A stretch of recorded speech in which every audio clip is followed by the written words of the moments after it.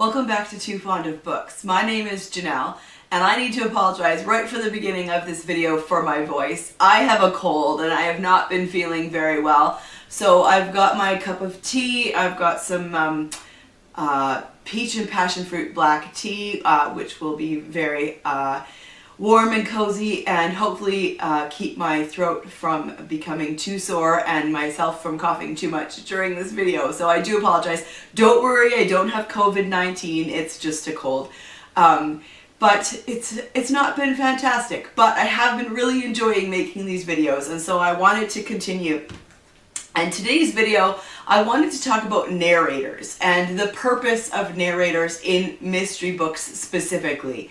But before we get into that discussion, I need to give you the answer to yesterday's My March Mystery Madness Mindbender. The clue was, the heroine in this mystery wears a pink shawl and is named after a Greek goddess. And the answer is Miss Marple, and that is from the book Nemesis by Agatha Christie. I love this book. I love the Miss Marple series altogether. I think she is a fantastic detective.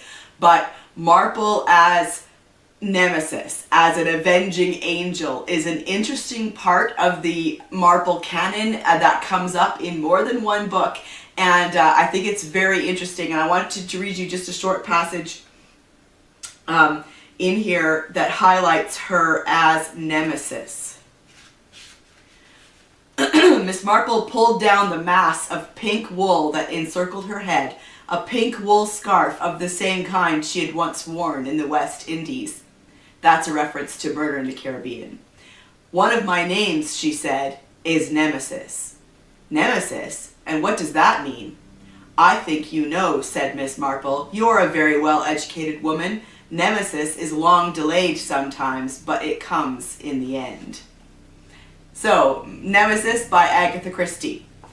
And stay tuned to the end of the video for the next My March Mystery Madness Mindbender. So, what purpose does a narrator serve in a mystery? I was thinking about that, and I thought that it is a really interesting thing to consider with mysteries is the purpose of the narrator. There are plenty of kinds of narrators in mysteries. So for this video, I'm just going to talk about two. I want to talk about what I'm going to call the sidekick narrator and first-person narrator, because those are very popular in mystery books, and there are lots of others. There's third-person narrations, there are unreliable narrators, there's all other kinds of stuff. But for this video, in order to try and keep it a bit short, we're just going to talk about two, the sidekick narrator and first-person narrators. So let's start with the sidekick narrator. What purpose does a sidekick narrator serve in a mystery?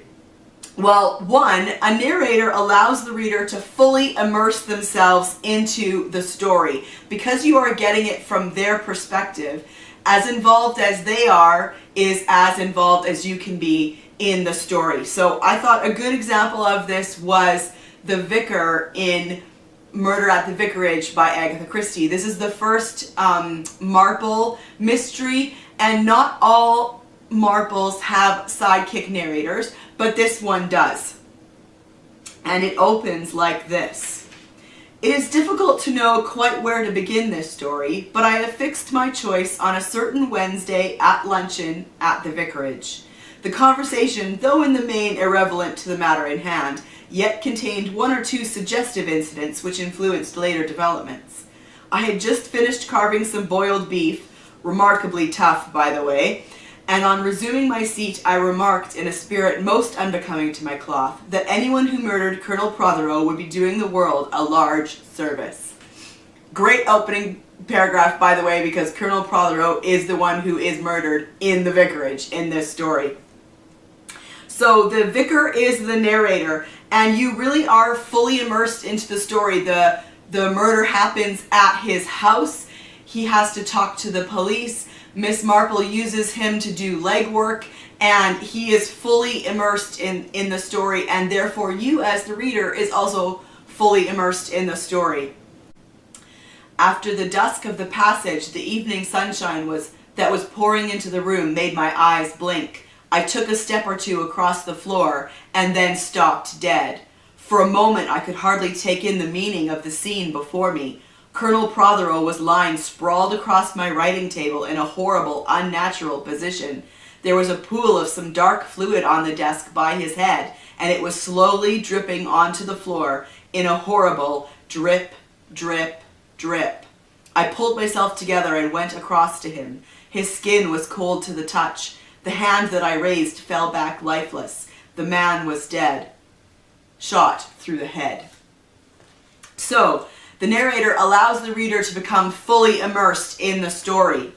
Another purpose that a sidekick narrator serves is that the narrator defines the reader's perspective and experience while reading. So this is Champagne for One by Rex Stout. It is a Nero Wolfe mystery, and Archie Goodwin is the narrator of these stories, and Archie Goodwin is the assistant to Nero Wolfe, the detective.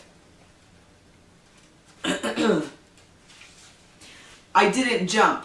Wolfe likes to find me in the office when he comes down, and if I'm not there, it stirs his blood a little, which is good for him. So I waited until the elevator door opened and his footsteps came down the hall and on in. I have never understood why he doesn't make more noise walking. You would think that his feet, which are no bigger than mine, would make quite a business of getting along under his 1/7 of a ton, but they don't. It might be someone half his weight. I gave him enough time to cross to his desk and get himself settled in his custom-built oversized chair, and then went. As I entered, he grunted a good morning at me, and I returned it. Our good mornings usually come then, since Fritz takes his breakfast to his room on a tray, and he spends the 2 hours from 9 to 11 every day, including Sundays, up in the plant room with Theodore and the orchids. When I was at my desk, I announced, I didn't deposit the checks that came yesterday on account of the weather. It may let up before 3. He was glancing through the mail I had put on his desk. Get Dr. Vollmer, he commanded. The idea of that was that if I let a little thing like a cold, gusty March rain keep me from getting checks to the bank, I must be sick. So I coughed. Then I sneezed. Nothing doing, I said firmly. He might put me to bed, and all this bustle and hustle, that won't do. It would be too much for you. He shot me a glance, nodded to show that he was on, but was dropping it, and reached for his desk calendar. That always came second, after a glance at the mail. So, the reader's understanding of everything in the book, plot, character, conflict, detective, are based on what is learned from the narrator. And so, with this, with Archie Goodwin narrating, and in the case of the others too, like coming up, we're going to talk about Arthur Hastings and Poirot. If they like their detective, then you will too, because you are experiencing the book from their perspective. And so you get to hear their understanding of the detective and who he is and what he's like, and their understanding of the plot. And so yeah, the narrator defines the reader's experience of the story. The narrator, who is not the detective, and that's why I call them, these ones, sidekick narrators. They aren't the detective in the story, but writers, authors will use these sidekick narrators when it's important for the detective point of view to remain unknown, or when access to the detective's thoughts could subvert the mystery and the climax where the ingenuity of the detective is revealed. Also, having a narrator who is not the detective facilitates suspense in the story, because you don't get to be in the mind of the detective and see how they think and see how they are working out the clues and the mystery. So let's talk about Arthur Hastings in the Poirot stories. Arthur Hastings is often, but not always, the sidekick narrator for Poirot. This is The Mysterious Affair at Styles. This is the first of Poirot. So this is where we meet Arthur Hastings, but this is also where we meet Poirot.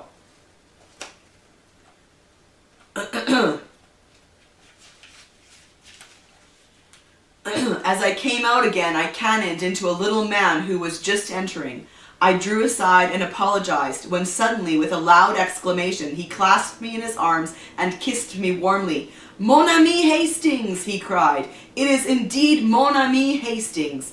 "Poirot!" I exclaimed. I turned to the pony trap. "This is a very pleasant meeting for me, Miss Cynthia. This is my old friend, Monsieur Poirot, whom I have not seen for years." "Oh, we know Monsieur Poirot," said Cynthia gaily, "but I had no idea he was a friend of yours." "Yes, indeed," said Poirot seriously. "I know Mademoiselle Cynthia. It is by the charity of that good Mrs. Inglethorpe that I am here." Then, as she looked at him inquiringly, "Yes, my friend, she had kindly extended hospitality to 7 of my country people, who, alas, are refugees from their native land. We Belgians will always remember her with gratitude." Poirot was an extraordinary-looking little man. He was hardly more than 5 feet 4 inches, but carried himself with great dignity. His head was exactly the shape of an egg, and he always perched it a little on one side. His mustache was very stiff and military. The neatness of his attire was almost incredible. I believe a speck of dust would have caused him more pain than a bullet wound. Yet this quaint, dandified little man, who I was sorry to see now limped badly, had been in his time one of the most celebrated members of the Belgian police. As a detective, his flair had been extraordinary, and he had achieved triumphs by unraveling some of the most baffling cases of the day.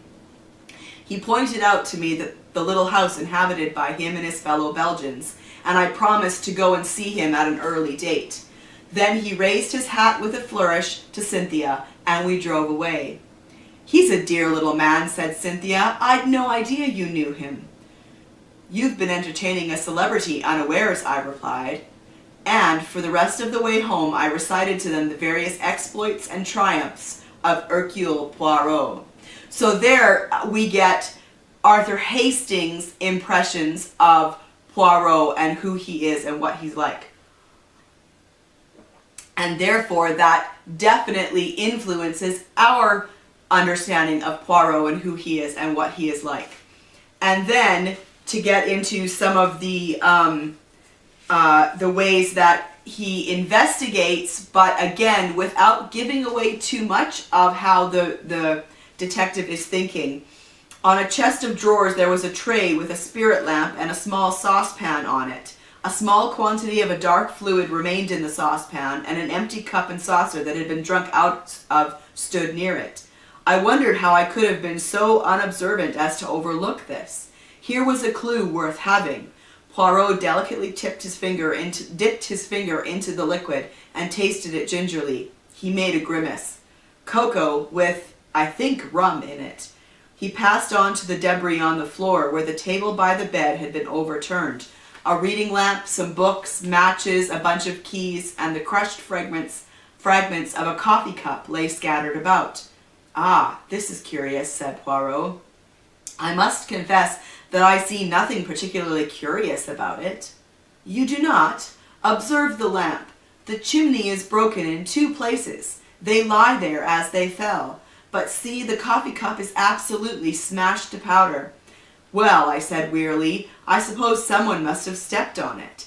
"Exactly," said Poirot in an odd voice. "Someone stepped on it." He rose from his knees and walked slowly across to the mantelpiece, where he stood abstractedly fingering the ornaments and straightening them, a trick of his when he was agitated. "Mon ami," he said, turning to me, "somebody stepped on that cup, grinding it to powder, and the reason they did so was either because it contained strychnine, or, which is far more serious, because it did not contain strychnine." I made no reply. I was bewildered, but I knew that it was no good asking him to explain. In a moment or two he roused himself and went on with his investigations. He picked up the bunch of keys from the floor and, twirling them round in his fingers, finally selected one, very bright and shining, which he tried in the lock of the purple despatch case. It fitted, and he opened the box, but after a moment's hesitation closed and relocked it and slipped the bunch of keys, as well as the key that had originally stood in the lock, into his pocket. Alright, so we have the the narrator who is not the detective. And then the sixth purpose that a narrator serves in a mystery is to be the proxy, to be the audience surrogate, the one who represents the reader, especially when the detective is otherworldly or needs to maintain an aura of mystique. The author wants the reader to feel slightly separate from this kind of detective. And the classic narrator in this case is Dr. Watson from Conan Doyle's Sherlock Holmes stories.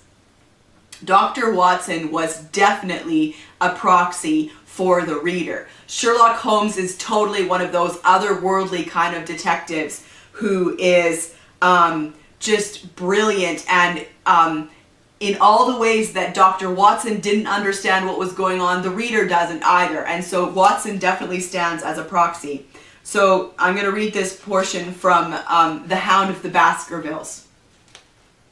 Mr. Sherlock Holmes, who was usually very late in the mornings, save upon those not infrequent occasions when he was up all night, was seated at the breakfast table. I stood upon the hearthrug and picked up the stick which our visitor had left behind him the night before. It was a fine, thick piece of wood, bulbous-headed, of the sort which is known as a penning lawyer. Just under the head was a broad silver band, nearly an inch across, to James Mortimer, M.R.C.S., from his friends of the C.C.H., was engraved upon it with the date 1884. It was just such a stick as the old-fashioned family practitioner used to carry, dignified, solid, and reassuring. Well, Watson, what do you make of it? Holmes was sitting with his back to me, and I'd given him no sign of my occupation. How did you know what I was doing? I believe you have eyes in the back of your head. I have, at least, a well-polished silver-plated coffee pot in front of me, he said. But tell me, Watson, what do you make of our visitor's stick? Since we have been so unfortunate as to miss him and have no notion of his errand, this accidental souvenir becomes of importance. Let me hear you reconstruct the man by an examination of it. I think, said I, following as far as I could the methods of my companion, that Dr. Mortimer is a successful elderly medical man, well esteemed, since those who know him give him this mark of their appreciation. Good, said Holmes. Excellent. I think also that the probability is in favor of his being a country practitioner who does a great deal of his visiting on foot. Why so? Because this stick, though originally a very handsome one, has been so knocked about that I can hardly imagine a town practitioner carrying it.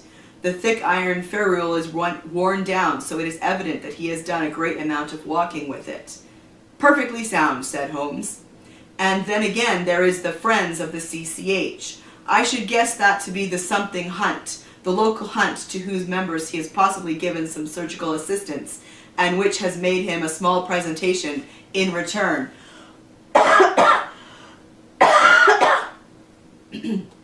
Really, Watson, you excel yourself, said Holmes, pushing back his chair and lighting a cigarette.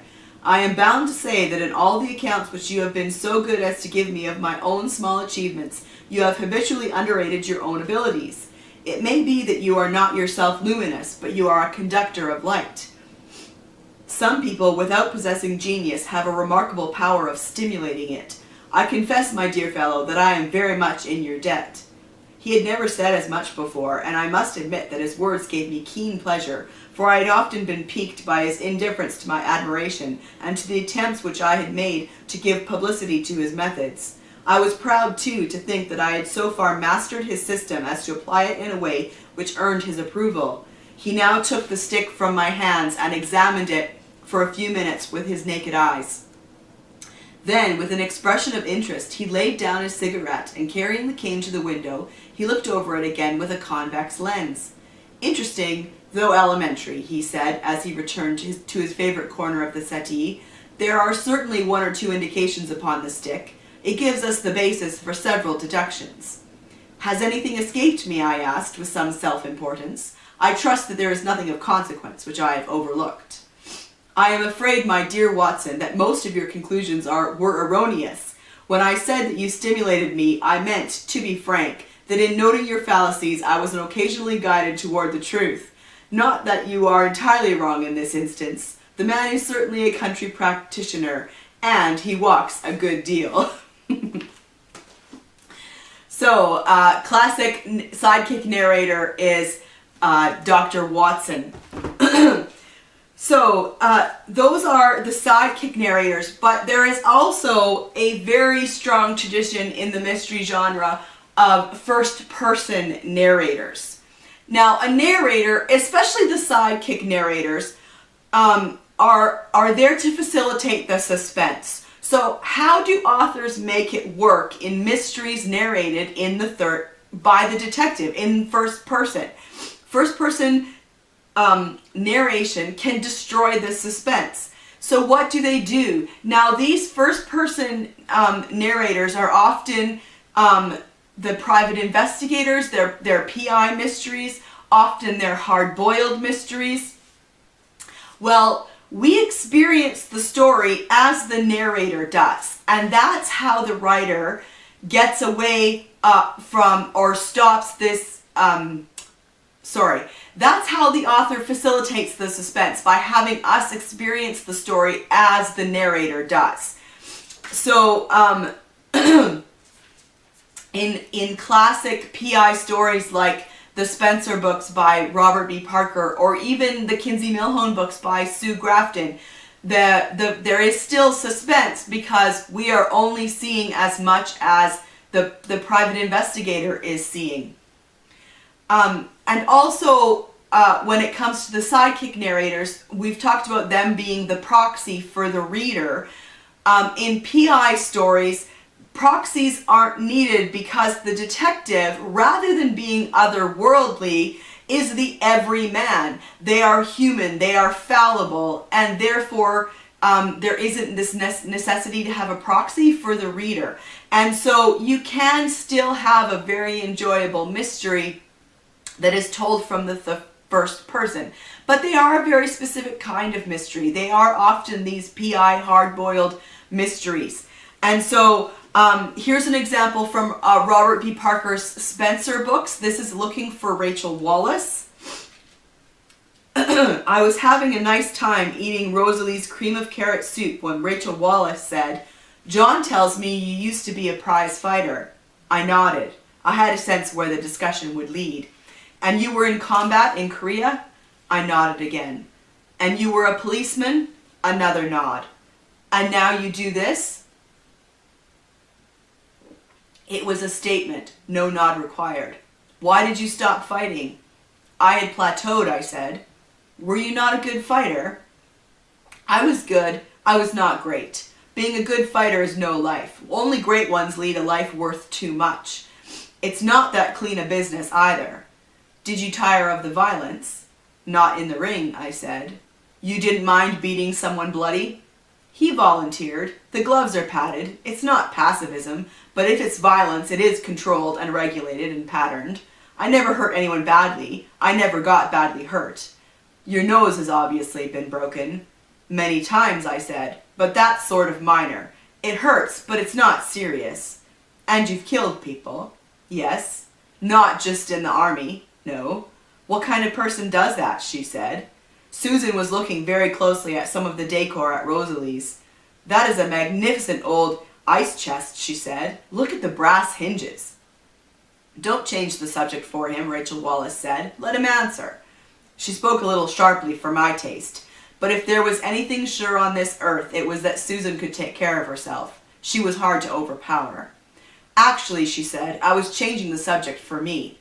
You'd be surprised at how many times I've heard this conversation." "You mean we are boring you?" Susan smiled at her. "A tweak," she said. "I bore a lot of people," Rachel said. "I don't mind. I'm willing to be boring to find out what I wish to know." The waitress brought me veal Giorgio. I ate a bite. "What is it you want to know?"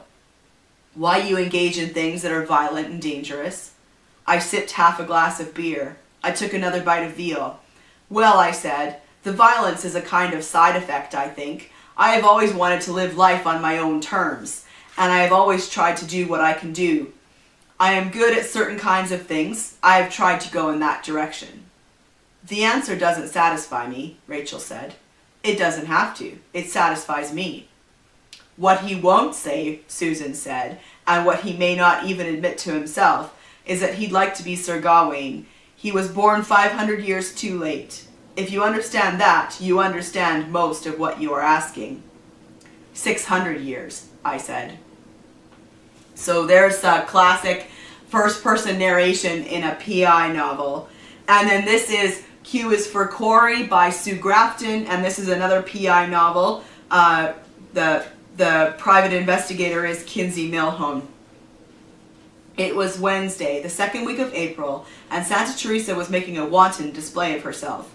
The lush green of winter, with its surfeit of magenta and solemn begonia villa, had erupted anew in a splashy show of crocuses, hyacinths, and flowering plum trees. The skies were a mild blue, the air balmy and fragrant. Violets dotted the